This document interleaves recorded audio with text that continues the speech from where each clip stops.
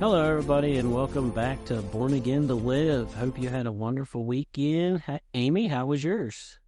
I'm not gonna lie to you, Eric. It was kind of difficult. It was gloomy. Not a lot of good things seemingly came out of this weekend. It was a tough one, and I know we're all about joy here, but sometimes there's not as much joy as there is pain. That's old saying that every cloud has a silver lining.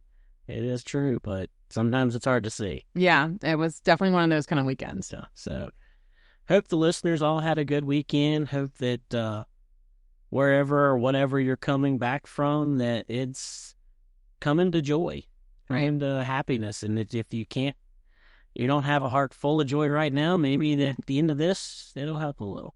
For sure. And if you are coming off of a rough weekend like I am, there's always those things I still learned a lot this weekend. I still had a lot of really incredible thoughts and things that went through my head that I grew. I grew through a lot of this pain and grieving and tough times. So, there's always something to be gained, even from the tough times.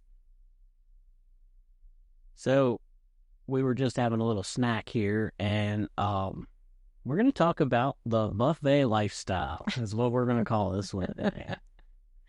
Yeah, that is a term that I think we kind of invented, because what's been happening is we keep finding ourselves doing and adding more things to our plate. And Eric particularly, you've got about 25 hats that you're wearing. They're all baseball caps, but they have different logos on them. But between all of your ministries and your barbecue and the work that you do, kind of your 9 to 5, but every time you turn around, we're adding something to your plate. And so that's why I call it the buffet lifestyle. You're just jamming as much on that plate as you possibly can and seemingly going back for more. Yep. I've got a never-ending appetite. I had a buddy that back in high school, he used to eat nonstop, and he'd say, I have a hollow leg. So I believe that's where I'm at with Christ, is I've got a hollow leg for his meals.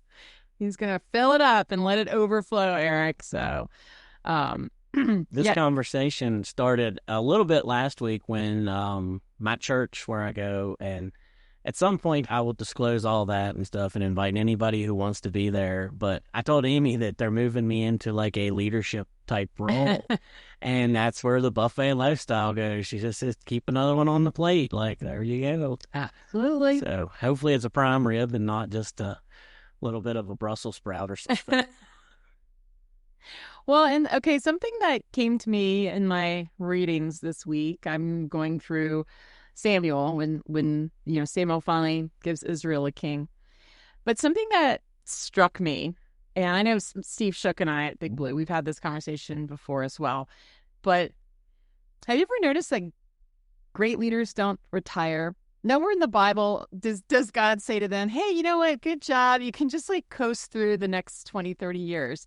No, these guys, whether it was Elijah, Samuel, Moses, they did not quit until they were gathered to their people, right? Like, so when they died, God was done with them. Yeah. But there was no just, okay, your work is finished. And I was thinking about that like a lot this week, how, we are not called to just sort of work a certain point in time and then it's okay. I mean, in a way, that is the whole born again to live question, right? Born again for what? Like, there isn't a time where you can say, well, I did everything I was born again to do, and now stop? Now I don't care? Now, no, you have signed up for basically a full plate with no retirement. But might I add, lots of benefits. Exactly. I mean, I was talking to Amy a little bit just a minute ago, and we were talking about, I'm preaching some sermons here soon, and I told her that God basically said, preach what you're talking about on your podcast, which is, what is the born-again lifestyle? Are you sitting in a pew every Sunday waiting for heaven, or are you going to be part of heaven on earth and doing God's work here? So that's my little sermon for the day, is that God's going to give you a plate full, and he's not going to overfill the plate. He's going to fill it to where he needs it full. So live for that. Eat off that plate. Enjoy that plate. Yeah, definitely. Much like a buffet, you put a lot on that plate, but they go away, right? Yeah, because you're eating it, but then you come back for more, and sometimes it's a little salty, sometimes it's a little sweet. But yeah, I think it's a modern day picture of sort of our calling in ministry, and the way that, God does not, he will definitely, I think, walk us into the water, shallow end sort of slowly sometimes, but then other times, nope, it's just an onslaught. And I think you've definitely experienced a lot of those kind of things with podcasts and with ministerial school. And it was just one day you weren't, and now you are. Yeah. And it's like, all right, I'm getting comfortable, and I'm like, oh man, this is so good, God, I'm figuring it out. I'm figuring out how to do this. And he's like, hey, you want to throw this on your plate? And I'm like, I really don't like that one. And so can I not eat the Brussels sprouts today, God? And he's like, no, like, you're going to eat some more Brussels sprouts, and you're going to grow, and you're going to get this better. And I'm like, I don't really want those, but, I'm going to take them because God gave them to me. So that's it. Yeah. You've really stepped in your role at Big Blue. Like, you've been just nailing these talks with these kids, Eric. Like, you're definitely, you have gifting and kind of distilling these conversations and these big topics into stuff that, people need to hear about. Because I think oftentimes we assume everybody knows the same things, and we assume just because a word has been thrown around 300 times, like the gospel, that people know what it means, and they don't. And a lot of people also don't want to just ask. They think to themselves, I should know what this means, and I don't. So I'm a little too afraid to ask because, you could be sitting in a church pew for 20 years and still not understand a term. Yeah. And by that point, it's kind of like when you meet, let me ask you this, Eric, how many times do you meet somebody when you don't know their name? Like, how many times is it okay to be like, remind me of your name again?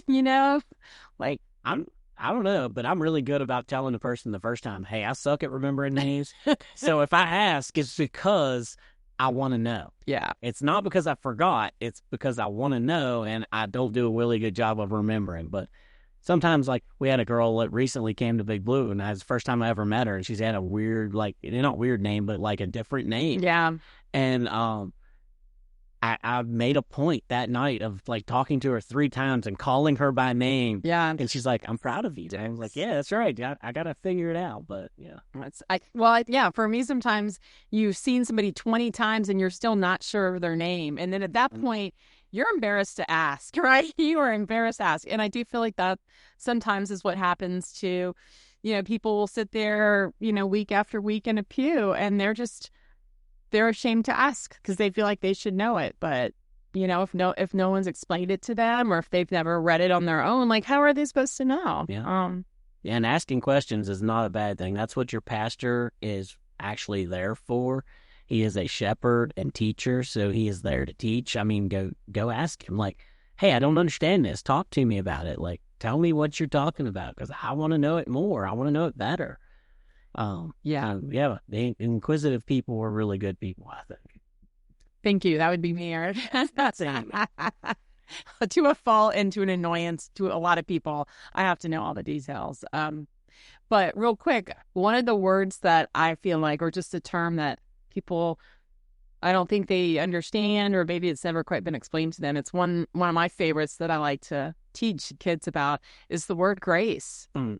It's this beautiful name that we give children, and we talk about saving grace and amazing grace and God's grace and grace and beauty. But, like, what is grace? And people are like, oh, isn't it when you bless the food? Like, well, again, there is a different form of grace. And the way it was explained to me by a pastor is, he said, grace is God's unearned and undeserved favor.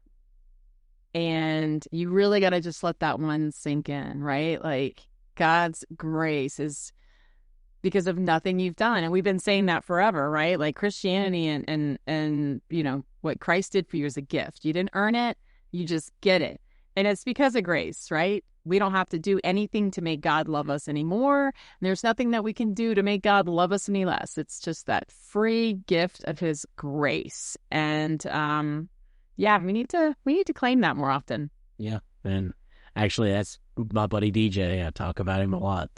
And his favorite verse, he says, is the one in Romans where it says, while we were still sinners, he died for us. I mean, think about it that way. That's the grace. Like we were still evil and bad, and he saved us. So Yeah. Yeah. So what's one of your terms, Eric, that you feel like people just don't get enough, or maybe it confuses them? I think the word religion confuses Oh, people. yeah. Like they associate religion, and I've had this conversation with people. They associate it with a church, with a building, and not the relationship. I've said it so many times on here. It's not a religion; it's a relationship. Mm-hmm. And so we, as humans, define a religion as Christian, but it's not. To be Christian is to be Christ-like, which is a relationship. You follow him as your rabbi and you walk in his steps. Yeah. Yeah. I think that was one of my other kind of things that I was simmering on this week also, is how I think the picture of relationship is, it isn't just with God, and it isn't just with his son. It is with every single person. And like, to me, that's why Christianity is this beautiful relationship and not religion, because everything we do, everything God does, everything Jesus has come and done and keeps doing, it impacts every single person. We were fundamentally made for relationship with each other. I mean, we could really go down that evolutionary rabbit hole, but you don't see you do see animals kind of in these communities, but not like people, right? Like there's just nothing that touches on how profound human relationships are. And it's just only natural that our God was, the author of that relationship. And you can walk into these other places, restaurants. We're talking about we were talking about different kind of foods earlier, but I used to go to this one Thai place and walk in, and every day there is that plate of food that has been left for one of many gods, right? And yet that's an untouched plate of food. Like there's nothing there. And yeah, that's a picture of something missing to me. God is just living, breathing. He's a part of our everyday life. And I love that he uses family and marriage. And those are like the pictures that he uses to talk about what his kingdom is like. Yeah, I mean, we're adopted into his family the moment you're born again. So isn't that awesome? Yeah, his relationship. Trying to head back here, I guess, a little bit to the buffet lifestyle. That's right. The buffet life. We got a little tangent there, but it's all good because that's a good tangent. Yeah. And one we need to get more of. Mm-hmm. That relationship, it feel like I just can't preach it enough that there's a relationship, not a religion. So if you're out there and we joked today, I was talking to somebody and they told me about they don't go to church because they're hypocrites. And I said, my usual response is, come join us because you're one too. So, I mean, I'm joking in a way, but I mean, in all honesty, if you stay out of a building because you think everybody in that building is one way, I'm pretty sure you're judging everybody, and you should come see what the relationship side of things are. Mm-hmm. For sure. So I had a scripture here, Isaiah 41:10, that kind of talks about the buffet lifestyle, and then I got another one in Revelations 3:8 here in a little bit that we're going to read. But I'm going to go with Isaiah 41:10, and it says, "Fear not, for I am with you. Be not dismayed, for I am your God. I will strengthen you. Yes, I will help you. I will uphold you with my righteous right hand." That's the comfort of knowing that God's got you. Yeah. Like, I know we've talked about God's got plans a lot on this, Jeremiah 29:11, and how God's got a plan and he's gonna get that plan done. Well, it's the same with the buffet lifestyle that we got going. And I know that, yes, I have a lot of things in my plate, and there's days where it overwhelms me and I just sit down and go, what do I do next, God? Mm-hmm. Where do you need me? But I want to give you a little story here that so I was asked to speak on a Good Friday service, and on Thursday night, I stopped at my buddy DJ's office because he asked me to, and he's in charge of this service, and I'm going to be speaking at. Well, it's the last 9 or 8 phrases that Jesus says on the cross. And he has a list there. And he said, well, so-and-so picked theirs and so-and-so picked theirs. And like, there's some pretty prominent speakers at this thing. And then there's little old me. And I'm like, oh, wow.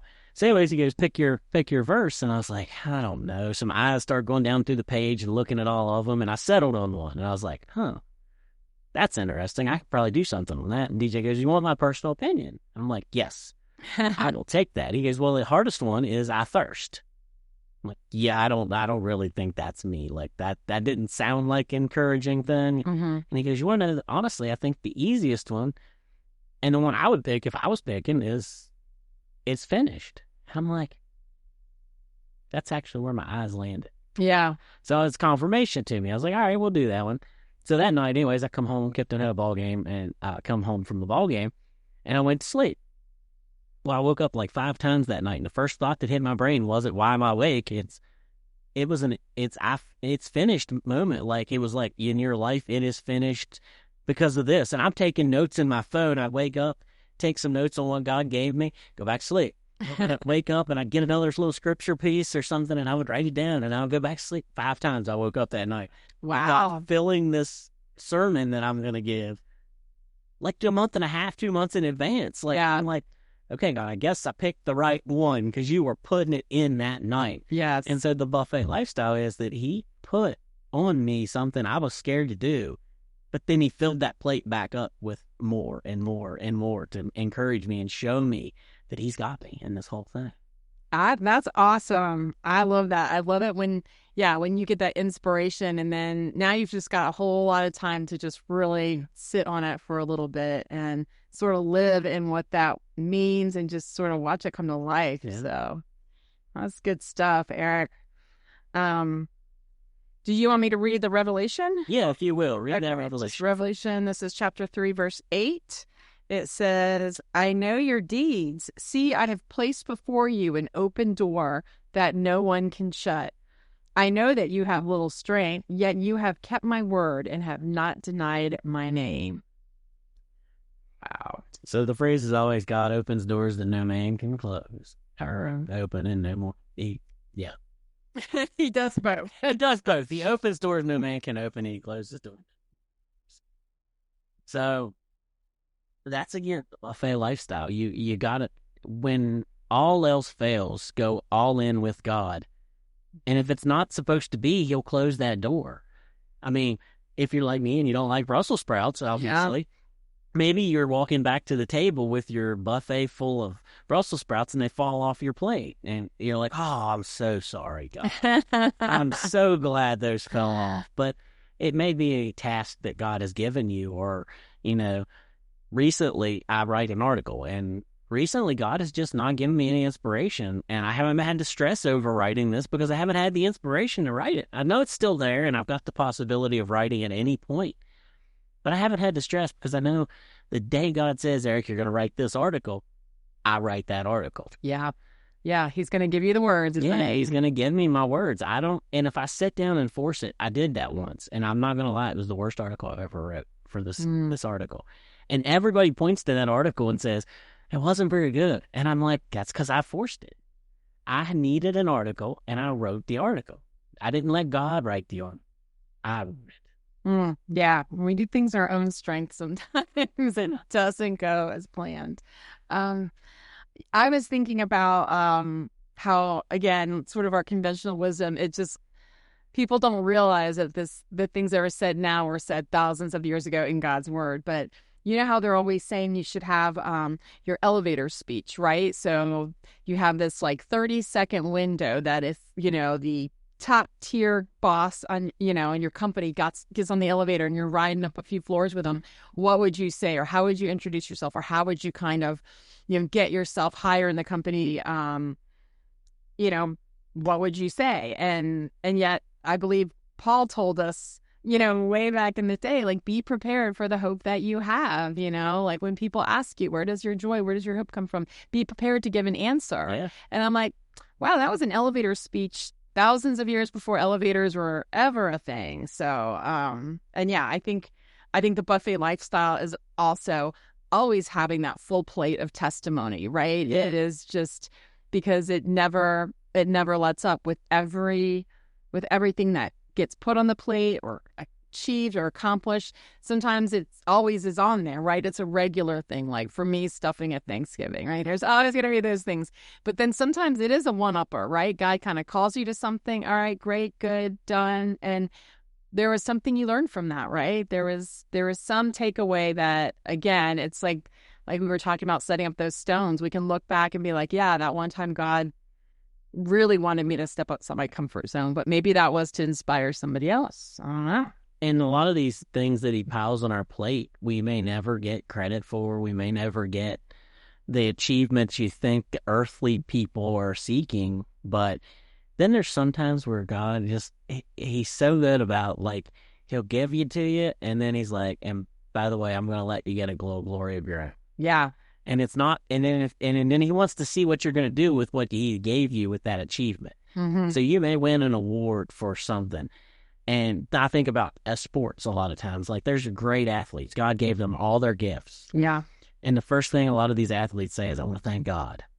Think about that. Like, if God opens that door that no man can open, he gave you all these gifts and he gave you all this buffet lifestyle, and then he lets you win an award, win the Heisman Trophy or something, and you turn around and glorify him by saying, it was all my God that did this. Yeah. That buffet is going to be rich and bountiful for a long time with that kind of thought process, I think. Oh, absolutely. And then everyone that heard you say that, like how many people, never occurred to them to glorify God in the process. And then it just kind of gets them asking a question. Oh, do you really think God gave you that? Like, well, I can tell you my athletic ability I didn't get to pick it out of a catalog. I just got it, right? Or whatever it is. And the opposite is people think that the hard work is the only thing, but like Tim Tebow, one of the hardest working people that have ever been in sports, achieved some of the highest levels you can achieve. And to this day, he'll tell you he couldn't have done it all, any of it, if he didn't know God was standing behind him the whole time. Yeah. Yeah. Because your Goliath can look huge, but if your God's bigger, he's going to win every time. That's it. Yeah. I'll tell you what, Eric, I was really giving God the glory last weekend. So I think Eric was sick for like 2 weeks worth of episodes, and now it's about my turn to, I was down and out for a little bit, but I was just praying a couple of those days, just God, like, heal me, because I had the worst fever. Like, it just never let up. And then, boy, the minute that fever broke, I was like, thank you, Jesus. Thank you, Jesus. And yes, you can just give credit to, well, it's going to run its course. That's just how it is. But I was so grateful that, like, God just held me in that struggle and that pain. And yeah, like, this is the born again lifestyle. I'm going to give credit to the person that healed me, and it certainly wasn't myself. You want to talk about a door that I could not shut or open, for that matter. Like, I can't heal myself, so yeah, giving God all the glory and all the credit. That's the born again way. It is certainly the buffet lifestyle. So as we wrap up this episode on the buffet lifestyle, I think Amy and I are going to hit the dessert buffet. Okay. And we'll be back tomorrow with another episode. So thank you for tuning in, and we'll catch you tomorrow. Sounds good. No longer fit tomorrow. No more shame. Hey guys, thank you for tuning in today. I really love that y'all joined in and you got this far. So here's a few things that we've asked for you to do. Please go to whatever platform you're on, because we're on all the major platforms. And if you're listening to this, you know that. So like, subscribe, share, and invite others to listen. Also, we have a Facebook page, Born Again to Live, the podcast. So go there.